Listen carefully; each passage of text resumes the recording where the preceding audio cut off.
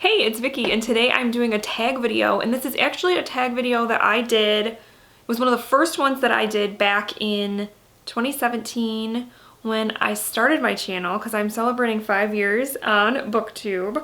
And so I was kind of going through old videos and seeing if there were any that I wanted to revisit, and this was one of them.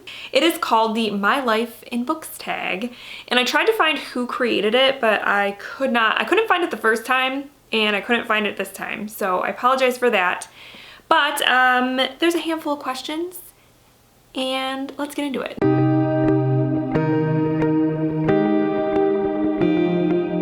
Okay, so the first question is to find a book with each of your initials, and my initials are VLA. So let's go find some. Okay, so for V, I picked up Valentine by Elizabeth Wetmore. I read this a couple of years ago, and this one was a contemporary, I'm trying to remember, racking my brain, was a contemporary, and it took place, I think, in, I want to say Texas. Yes, in Odessa, Texas, and it's about a young girl who is raped, and I can't remember much more about it except that there were dual perspectives, and it was really good. I think I ended up giving this 4 stars, even though I don't remember much about it. And then for L, I picked up Lisey's Story by Stephen King. This is actually one that I read a long time ago, and it's one of my probably top 5 Stephen King books, I would say. It's definitely up there. It is a favorite. It's about a woman who, if I remember right, is married to an author, and he dies, and she is kind of cleaning out his office, and stuff happens. Because I don't want to say too much more, because I don't want to spoil anything, but it does have to deal with what it's like to be in love with someone who is an artist and whose art is like their livelihood and everything like that, and that kind of thing. Because her husband was a writer. I don't know if I mentioned that. So yeah, this was great. Loved it. And then for A, I picked up Alias Grace by Margaret Atwood. This is a historical fiction, though it is based on an actual person. This story happened. It really did happen, but I think Margaret Atwood fictionalized some of it. But it's about a woman who basically is on trial for murdering her boss.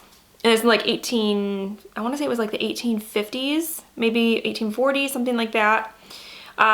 It was long, and it kind of felt long at times. I think I ended up giving this one 3 stars. It was good. I'm glad I read it. Yeah, I really don't have any complaints about it. I bought this particular edition because I really loved this cover. I just thought it was really cool. So yeah. Question 2 is to count your age along your shelf. I'm gonna start. Where should I start? I guess I'll go this way, since there's a nice big line of books here.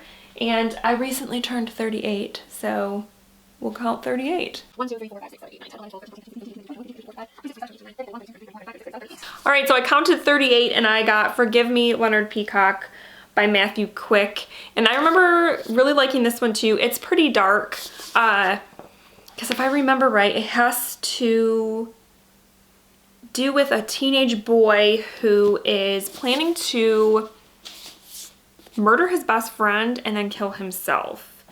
And it's kind of like his last day as he's going about and planning to do this. So yeah, it has dark topics, but I remember liking it, and it's kind of quirky in a sense too, because it's the same guy who wrote Silver Linings Playbook, so it kind of has a little bit of a quirkiness to it. And I think I give this one 4 stars. Okay, question 3 is to pick a book that is set in your city or town, and I know I don't have a book on my shelves that is set in my town where I live, but I can find one that's close. I'll find one that's close.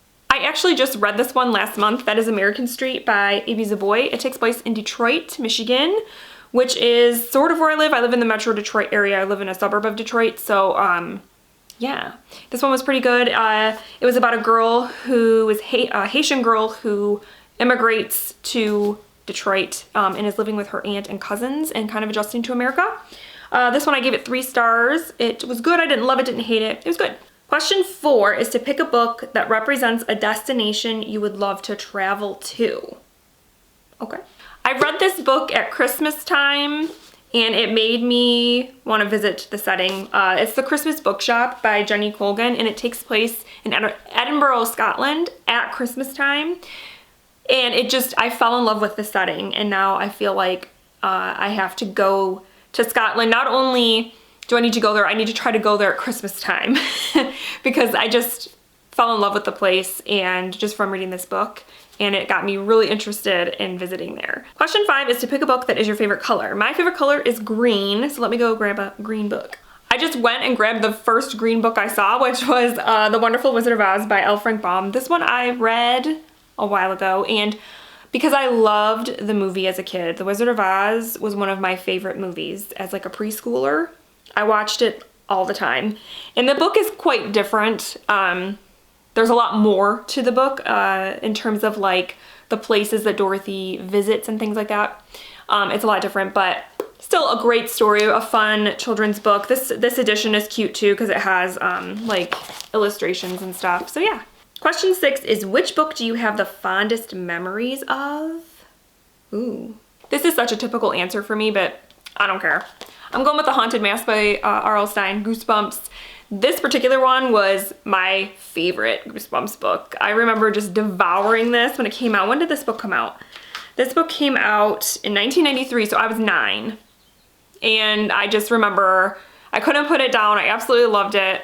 It's about a little girl who on Halloween, she wants to like be something scary because she's always getting like picked on by people and people are always scaring her. So she wants to be something scary, and she gets this mysterious mask, and when she puts it on, it gets like stuck to her face and won't come off. And that's all I'll say.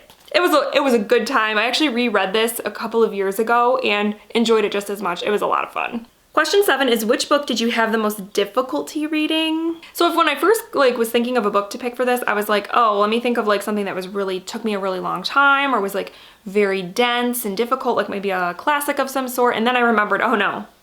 I remember one that was pretty tough to get through because of this subject matter, and I actually vlogged the experience. That was The Girl Next Door by Jack Ketchum. This book is really disturbing. It disturbed me to my core. It was so well written though, and one that like definitely has stuck with me even though I read it about a year ago. It's based on a true case that really happened, and that's probably why it affected me so much, was because reading it and the horrible things that went on in this book were based on things that actually happened to a human being, and so it was just a tough read, really, truly. And then question 8 is, what book in your TBR pile will be the biggest accomplishment to read? Let me go look. Okay, this time I went with a book on my TBR that I know will be difficult to read because of the language and such, and that it's just a lot to unpack, and that is The Odyssey by Homer. I know the gist of the story because I've seen adaptations and stuff, but I want to read the actual text, and I know that it won't be easy. And even though it is about a 300-page story, it will probably take me a long time to read because it's just dense and there's a lot going on. All right, guys, so that is my life in books. Let's see, let's lift the stack so we can, it's a very messy, uneven stack, but it's a stack. Yes, this was a lot of fun to do. I always love like scavenger hunt type tags. I think they're super fun. So let me know down below how you would answer some of these questions because I would love to know. And yeah, I guess that's it. I hope you guys enjoyed this, and I hope you're having a great week, and I will talk with you soon. Thank you so much for watching. Bye.